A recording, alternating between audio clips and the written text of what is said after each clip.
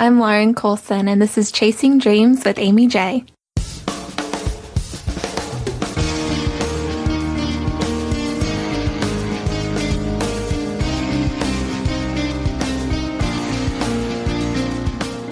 Welcome to Chasing Dreams podcast with Aimee J.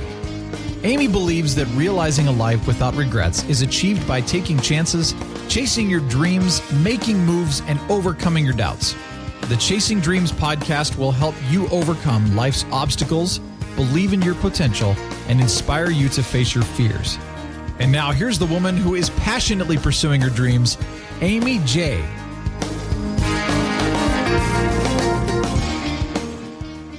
Hey Dream Chasers, this is Aimee J, and you are listening to episode 53 of Chasing Dreams.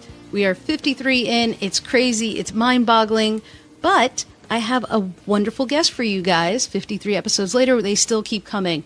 And this one is a friend of mine, so, she's a little bit indebted to me, or been kind enough to me to come on the show and do me this favor. So I am very thankful to Lauren Coulson, who always knew she was going to be involved in the creative arts. She wrote her first book in the second grade, produced short films through middle school, and even had a painting of hers displayed in a show at the Walters Art Gallery in Baltimore.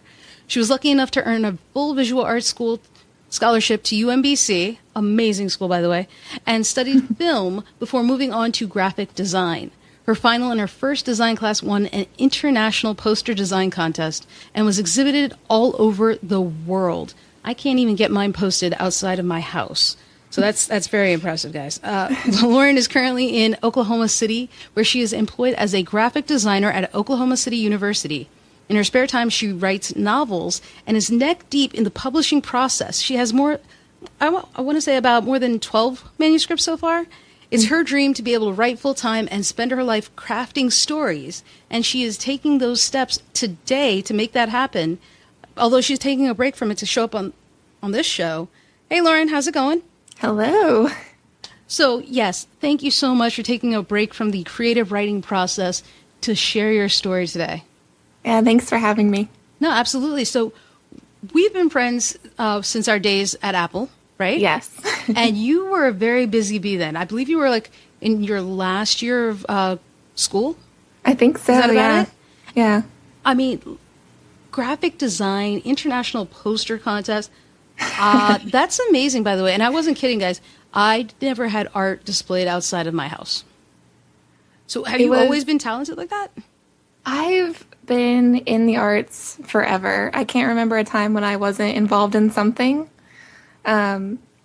Just from a very early age. My mom still pulls out old artwork from me that I did when I was, in preschool. I mean, because that's impressive. So you wrote your first book in second grade. You have a talent in art, and you seem to be doing all of these things throughout. Because back then, I want to say you were writing a little bit. I was. I've been writing novels since about middle school. That's when I really started sort of honing my craft, if you will, and started getting a little bit more serious about it. Middle school? Yeah, middle school. I remember it was like 6th or 7th grade, and that was the first time that I gave a friend a manuscript to read. And I remember she read it at recess. Do you still have that? I still have the draft, but I haven't picked it up in a very long time. So I'm curious. You asked a friend, middle school friend? Yes. And what did she think of it? Do you remember? I can't even remember. It might have just been one of those things where she just sort of read it and that was it. Well, I don't think I really had any great plans for it. Well, it must not have been a scathing review because you kept on writing. I mean, to keep writing from middle school, I mean, that's, I don't want to say crazy because maybe it's just me. I don't have a lot of creativity in me, but it's very impressive to be writing since then. Because especially when you have multiple skills, did one medium attract you more than another, or did you have an equal love between visual arts and the written? Well, I've always been more attracted to visual arts. Writing was always a hobby more than anything else, and I didn't do it consistently. So through high school, I was really heavily involved in visual arts, so painting, I even got involved in digital painting really early, and ended up getting a tablet probably my first year of college. But before that, I mean, I was working in Photoshop on my first computer back in middle school. Now, I guess that bears the question, because you're taking these courses in visual arts. Did you do anything to help enhance or improve upon your written skills? Not until very recently.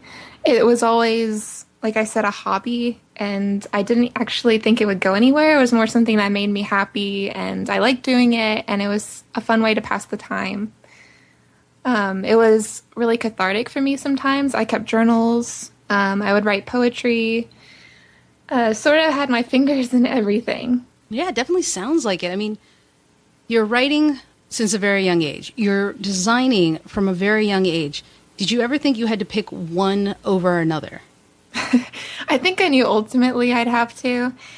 And growing up, I sort of knew I wanted to be an artist, but I didn't really define that right away. Through high school, the only thing we really had was traditional art, so painting, photography, that sort of thing. But when I got into college, and I was doing my filmmaking, I sort of realized that there was this whole digital realm to it. And I had done a little bit in Photoshop, but not a whole lot. And when I went down that path, it just sort of opened up a whole new world for me. I mean, you said that ultimately you might have to make the choice of choosing one over the other, but you haven't made that choice. I mean, you're doing graphic design during the day, you're writing still, so you somehow found a way to do both. I mean, 12 manuscripts, where do you have the time? I've been really lucky in that I have this large well of creative energy, I guess. If I don't do something creative, I get anxious. I feel like something's missing. So that's my outlet. I actually got into design because to me it seemed more of a commercially viable route than filmmaking was, or even, traditional art. So I sort of got into it to have a career and still be able to do my other passions at night or on the side. I mean, when we met, like I said, guys, we met at Apple. Both of us were working in Columbia, Apple Store, woo woo, Columbia Mall. And you were designing then, and you had amazing skill. Is your design website still the same one as that I saw 4 years ago? Oh. It probably overhauled, but no. It's so funny with that. I tend to redo it like every year. It's sort of like never being satisfied with my own work. A lot of creative types never are. So I tend to do complete overhauls every so often. So yeah, there's been a couple iterations. But if you go there now, it looks amazing. I want to take. Thank you. You're welcome, because it really was. And I mean, that's when I knew you were so talented. And I wasn't aware of I don't want to say, I guess, seriousness or what you wanted to do with the writing. I always thought, your focus was going to be on graphics. Just, from what I saw of your initial, you had just started putting together your website 4 years ago. So guys, if you look at it now, imagine 4 different iterations when she's first starting out. It was just as amazing. And so I thought your focus was on design. So the fact that you have writing and design, I mean, 12 manuscripts. Are they just manuscripts, or are you doing illustrations within? Because I could see you doing both. Well, I did start a cover, and it was sort of more like an exercise at the start, just to show a character and illustrate it. But I had so much trouble finding an illustrator for the cover that I just sort of went with it, and that became the cover. But no, I don't really illustrate in the books. I don't think, well, for my purposes, when I want to go to Kindle, it's just a little bit more difficult to actually put graphics in that without losing formatting, and it's just a mess. It is one of the drawbacks of digital books, isn't it? Right. I mean, yeah. For a lot of people, you kind of make that sacrifice. But so if you're doing the cover, that's really kind of cool because you can say that that book really is all you, cover to cover. Yeah, and it's something that really drew me to self-publishing was the fact that I have complete creative control. And if you go the traditional route, you don't always get that. So everything from cover design to even your editor, I get to choose that instead of having someone else choose it for me and maybe getting subpar results. Well, okay, so we talked about how you have design skills, you have writing skills, and you're into the self-publishing. We've had a few guests on the show who also went the route of self-publishing. Is that a route that was easy to maneuver down, or is there a learning curve that you would recommend people kind of have someone help them down? I think, like everything else, you do have to do some research, but the tools are definitely there and they're really accessible, especially now. There's been such an influx of self-publishers over the last couple years that the tools have just become so robust. There's a blogger that I listen to, and I think her name is Joanna Penn, and she talks about how there's this Kindle gold rush, so many people publishing within the last couple of years. You just have so much information to draw from. I mean, it's very true. Your book, and I believe this is the one you're self-publishing, is Twice Born? Yes. Which, if you go to the website, laurencoulsonbooks.com, which the links will be on the show notes page, you designed this cover. This is gorgeous. And thank you. You've caught my eye with the description. So is this your genre? My genre is fluid. We'll talk a little bit about Twice Born. Yeah, so it's a fantasy novel, but very light on the fantasy. I would probably describe it more as a character novel. It's really heavy on character interaction, just story, without having a lot of fantasy elements in it. There's romance, there's action. I'm striving to do better with both. But as it is right now, that's kind of where I'm at. Now, do you have someone that helps or kind of helps you with your writing and like gives you feedback, an editor or a book writing club that you kind of work with? There's a couple things. My husband actually helps me immensely. He reads as I write and gives me feedback along the way. As a writer, sometimes you miss things that a reader picks up instantly. So whether it's a flaw or something that you're doing really great and they want more of, he actually picks up a lot of those things and gives me feedback right away, which is so helpful as I'm writing. So it's kind of like on-the-go editing? Yeah, kind of like that. Sometimes I'll have trouble, working out a plot point, or I'll feel a character's weak, and I ask him, what do you think about this? And it's really valuable to get that feedback. Another thing I use is beta readers. So, for instance, on Twice Born, I had 3 beta readers, and each one of them read through the whole manuscript and gave me feedback.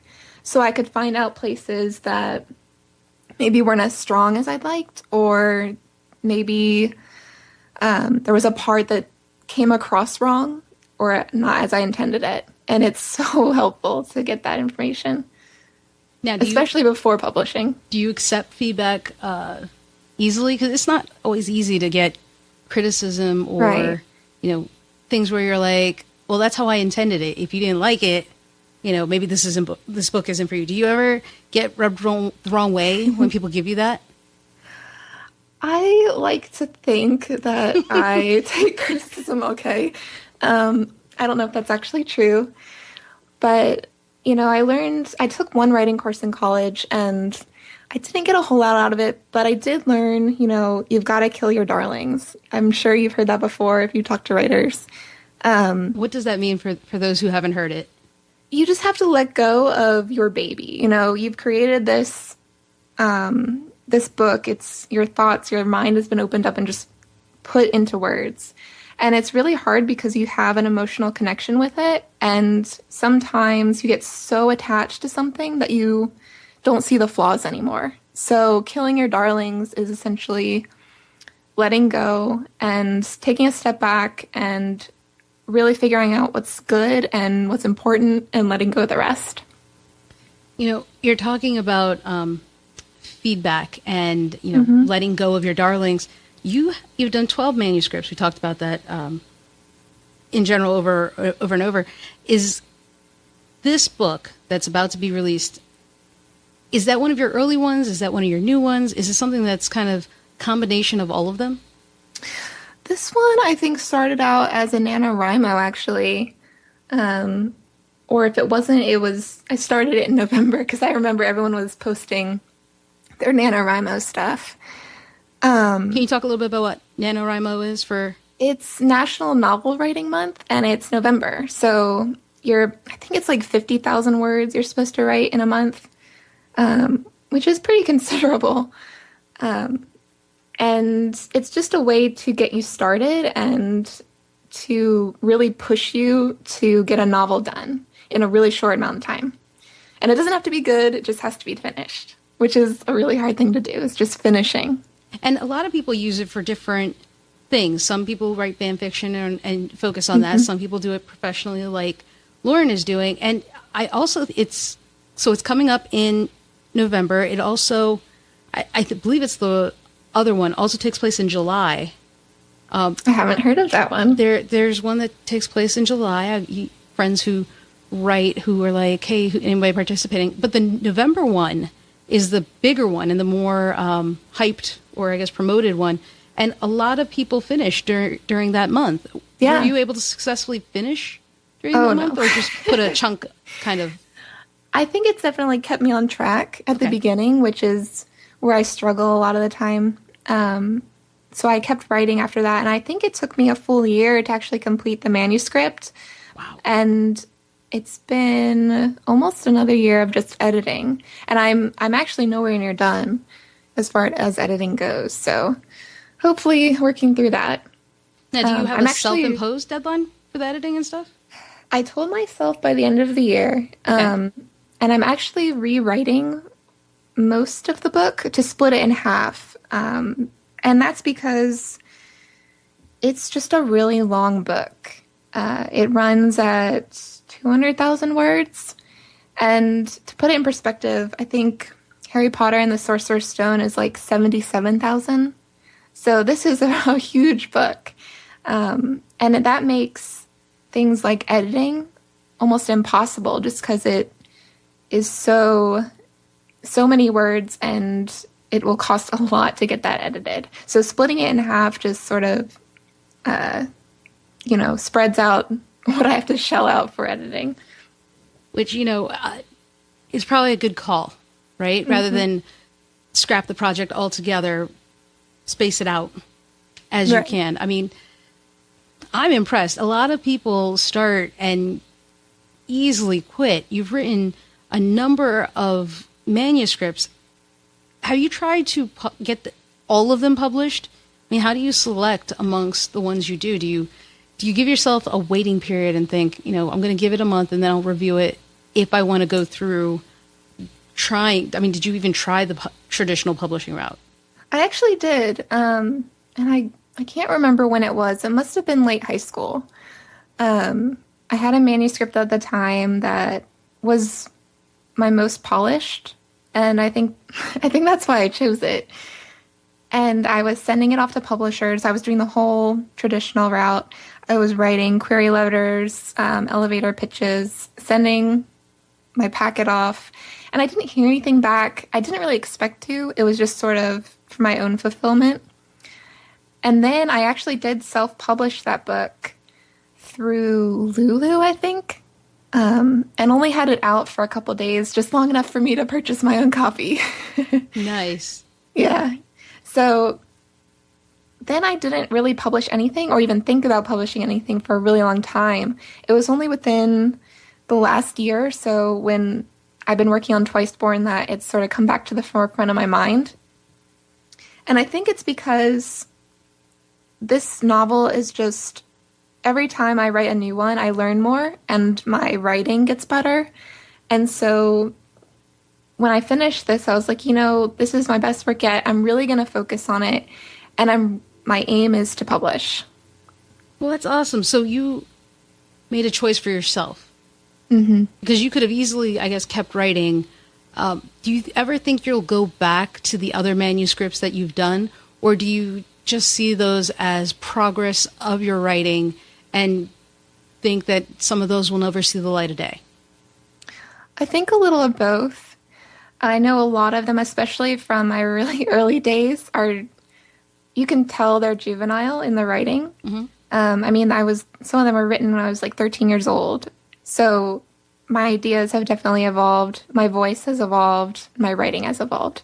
And at the same time, that doesn't mean I have to completely trash those. In fact, I'm actually working on a novel now, which is becoming my new favorite. And I've pulled very heavily from an old manuscript. And I've used bits and pieces of the story and the characters to build this new world. And it's really useful to have that foundation when you're trying something new. So do you think after doing all that you've done, right, and you're also doing the graphic design, is there a medium or a goal that you have for yourself that you want to do next? Because I think we can safely cross off self-publishing once it goes live in, 2017? Yeah, I'd say that. Do you have another goal that you're trying to meet? I really just want to continue publishing. And my aim is to complete the works that I have started and publish those. And from there, I guess ultimately I'd love to just write full time. I think one of the hardest things is just juggling the amount of time I have. So I do work in a creative field all day, and then I come home and I have to be even more creative at night just to, keep pushing these novels out. And if I could just focus my energies on one, I just can't even imagine how much better it would be. Well, that actually brings up a good point, because one of the things that creative minds, or even anyone chasing their dream, one of the common things people tell me is it's very difficult to do two things, right? I'd rather just focus on my day job. That's my life. I'll come home, veg, and go to bed. That's it. I can't do more than one thing, especially something like you're doing, where you're exuding your energy, your brain power, your creative energies during the day for other people, and then somehow gathering the same kind of energy, brain power, and whatnot at night. I mean, how do you do that? Do you have to recharge yourself, or? Well, I'm like everybody else in that I do need my time to recharge. And I do have my fair share of nights where I do come home and I just sit on the couch and watch Netflix, because that is what I need at that time. But at the same time, you do need discipline in order to get it done. I'd say like the best piece of advice I ever got was to write every day. And if you don't write when you don't have time, then you're not going to write when you do. So if I make a schedule and I say, I'm going to write 200 words every single day, and I stick to that, even if it's just garbage, at least I'm getting words on paper and I can go back and revise. But I'm never going to get it done if every day I say, I'm too tired, I'll do it tomorrow. Yeah, that's a good point. But when you do take that time off, right, you said sometimes it's a night, sometimes it's just a few hours to veg. Do you beat yourself up when you don't write? A little bit, yeah. Yeah, definitely. But I think it all evens out, because you do need those days to recharge, or else you'll get the days where you sit at the computer and you stare at the screen and just this battle, to get words onto paper.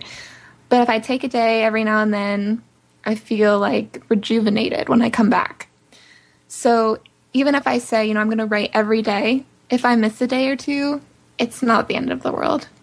Now, do you ever bribe yourself, reward yourself for... Definitely. Yeah? Is that one of the main motivators that gets you through? I wouldn't say it's a main motivator, but I definitely do. And you know what? If it works, it works. Can you give it an example on how you reward yourself, if you will? Cupcakes. Definitely. I'm a sucker for cupcakes. That's a good one. You know what? I think that is a valid and excellent reward. Guys, you may also want to do this. Bribe yourself or treat yourself. Is that it? If I make this goal, I'll treat myself to a cupcake. Is that kind of how it works? Yeah. Yeah. I think everybody needs to take a page out of Lauren's book and treat themselves to a cupcake. In fact, if I successfully complete this interview, at the end of it, I too will have a cupcake in honor of Lauren. You know what? I have a cupcake waiting for me too. There you go. Mine's red velvet. I'm not lying. Red velvet. What kind is yours, Lauren? It's chocolate, but it's got sprinkles on top. Oh, that sounds yummy too. Yeah. So we're going to treat ourselves after a wonderful interview, because that's how it works, right? And if we don't, then we don't get the cupcakes, because that's our reward. Is that how it works? That's how it works. So you guys, it's as easy as that. If you have something you want to do, put a reward, and at the end, easy peasy. And speaking of that, recently I've been really struggling with doing everything at once, and I found this app. Ooh. And it's called Habits RPG. And another of my sort of passions is video games, so it sort of appealed to me, but I think Habitica, maybe? Is it Habitica a font? It's Habitica. Oh, Habitica. Yeah, it's entirely not a font. I think if you just search for Habits RPG, it pops up, but you create your little character, and... Oh, it's a video game. It's an app for your phone. I don't know if it has a desktop version or not, but it is Habitica. Habitica, yes. You are correct. So you create, for people who are familiar with like World of Warcraft or games like that, it has dailies. So they're basically daily quests that you assign to yourself to do every single day. And when you check them off, you get points and you get the chance for items. There's also habits, good habits and bad habits. So the good ones give you points, the bad habits delete points. And I guess I don't know what the ultimate goal is, but it definitely keeps me on track because I always want to get that next item. So if you're not the greatest at doing your good habits, this is definitely a way to reward yourself. Or if you don't like cupcakes. I don't know people who don't like cupcakes, but... I'm sorry to tell you, Lauren, there are actually people out there who don't like cupcakes. It's just horrible. It is. It's sad, but I do accept my friends' faults and all, so sometimes you just can't help it. Right. But I am a good friend and willing to take their cupcake for them. That's a good option too. Thank you. I try to be a good friend. But people are smart. This Habitica seems really cool. Guys, the link to that will be on the show notes page. You may want to check it out because... One, it combines video games and rewards. Who doesn't want that? And you've been using this. I have. I've been using it for about a month, I'd say. Have you noticed a difference in your habits? Yes. I mean, I have like stupid things on here, like get out of bed. But some days you do need to check off a box that says I got out of bed. It's just any little bit helps. Yeah. Guys, don't diminish the power of checking off a box. Sometimes, and, I'm guilty of this, I'll put something down as simple as brush my teeth. Right, yeah, that's on mine. Right? Check a box. It makes you feel like you've accomplished things, and you really have. I mean, these are good habits. And it's small things, right? I guess that's the whole concept. You start small and you start building to bigger habits. Yeah, yeah. And so you are using this, you kind of develop this habit yourself about going through the day, working at night on your dreams, and kind of focusing on making them come true. Do you ever get frustrated with how long it's taking for you? Definitely. I mean, it takes a really long time to write a book. Even if you write consistently, it can take years. And I think every manuscript that I've actually completed has taken at least a year. It's just a long process, and it's easy to lose sight of the end, especially when you feel stuck, whether it's in the plot or something's not quite working with a character. But I think just writing every day, like I said, it helps you push past that and just get to the end. And sometimes it is just an endurance contest. But at the end, you have this finished thing that you can go back and revise, and it just feels so much better when it's done. That's actually that's really cool. Because so, would you say it's better to kind of keep in mind to realistically set your own expectations, depending on what you're trying to do? I think you can, even if they're really low. So I would just want to finish a book in 2 years is perfectly fine. And if you finish in 1 year, then even better. But you have to at least have a goal in mind. If I say I'm going to finish a book and don't put a timeline on it, that thing's going to sit by the wayside. There's going to be no urgency to get it complete. Yeah, so that's sound advice. Yeah, I mean, you have to have a goal so that you have something to aim for. Otherwise, you're kind of just floundering. Right? Wandering in a desert, so to speak, just right. Lost, dazed, and confused. And so that's kind of what you got to do. So you're working on this. You're working on getting your book out in 2017. Do you work on one book at a time? I don't. I know. Yeah. How do you manage that?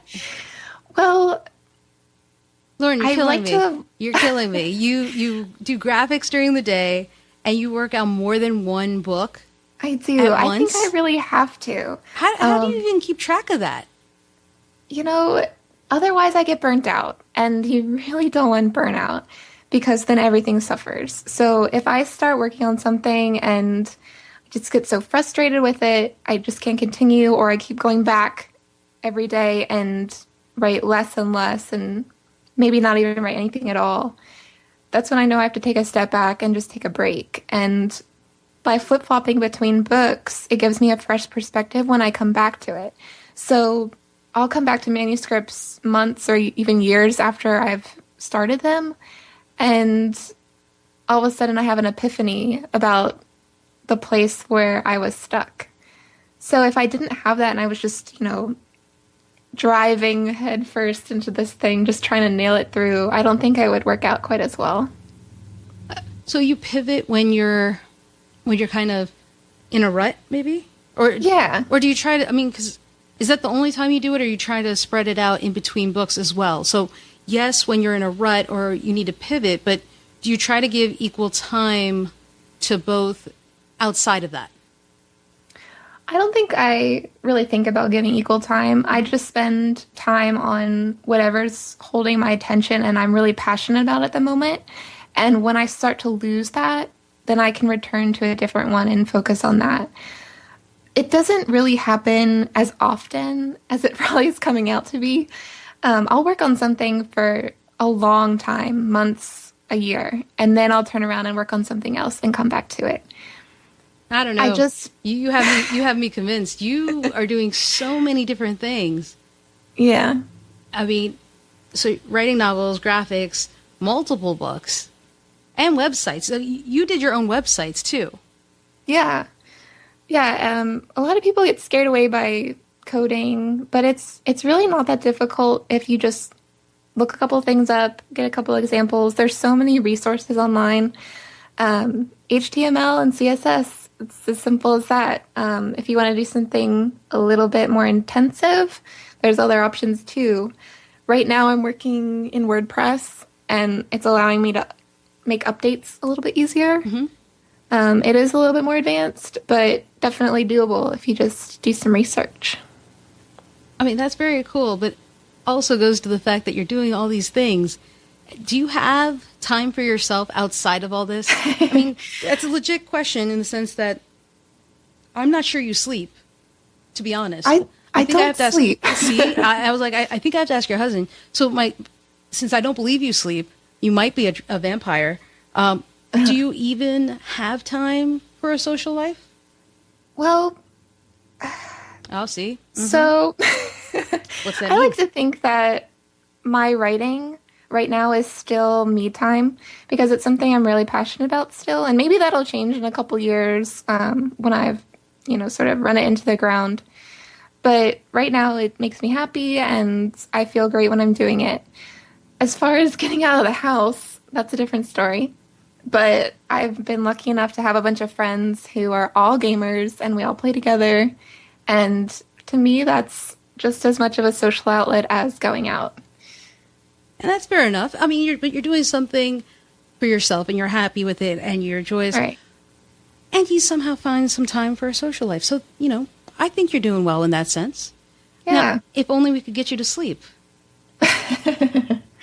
That would be amazing. I mean, is your brain going so fast that it's hard to sleep? Do you have thoughts of storylines or characters or, hey, I want this to happen? Do you keep a notebook by your bed so that when it hits you? Or do you just literally get up and I got to keep writing? I think it's definitely a problem to have a lot going on at once because you carry that anxiety to bed, and trying to sleep with all that in your head is just not the way to go. But I've gotten some of my best ideas just lying in bed or from dreams. I think I've had several novels that have come from dreams, and I have very vivid dreams. So I'll write them down and store them, and if I need a story idea, I'll come back to that journal of dreams and pick out things that are interesting to me. Wow, so you're kind of keeping a diary of potential bestsellers, blockbusters. You never know what's going to turn into an idea that you can turn into a story. I think one of my books, I just had a word and it was ethereal, and I made a book about that. So inspiration can come from a lot of different places, unexpected places. Now, being that you're a storyteller, right? Mm-hmm. Currently in the medium of novels, have you ever considered, and you've produced short films in middle school, have you ever considered screenwriting? I've taken screenwriting classes. I was a film major for about a year. And looking back, I think I was drawn to that because I like telling stories so much. I think it's an awesome thing to do, but I was so bad at screenwriting. I just can't deal with the short version. I can't write novellas. I can't write short stories. I just need a length in order to tell my stories. And so when I was working through college on these, short films, I was really struggling to tell the stories I wanted to tell. So it's not for me. I like doing it and I would love to be a part of it, but maybe not completely from scratch all my ideas, Yeah, but you know what? We all have strengths. We all have weaknesses. It's important to recognize them. And Lord knows you have plenty of strengths. And so I guess we have to wrap it up with the question you hopefully see coming, which is, given all these strengths, given the things you've learned, trying to make your dreams come true as you're working on them, what is one lesson you would recommend to a dream chaser? And when I say one lesson, it could be anything, actually, book, advice, someone to check out, et cetera, et cetera. What would you do?